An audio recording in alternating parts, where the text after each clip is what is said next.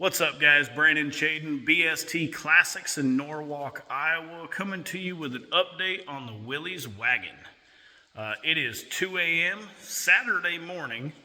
Been down here. Kid's birthday party was yesterday, so got home, came down about 7:30. Yeah, but we got the metalwork finished up. We got her in epoxy over our metalwork. Check. Boom. The flares are pretty dope. I like them. Got our floor pan all clearanced for the transmission.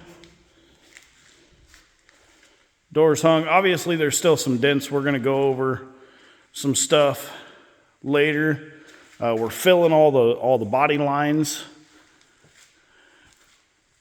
Firewall. Getting down low. Yeah. Still got to get the rest of that stuff into primer tomorrow. And we're going to be down here about 6:37 maybe. Getting this thing ready to rock. Hustle never sleeps. See you guys.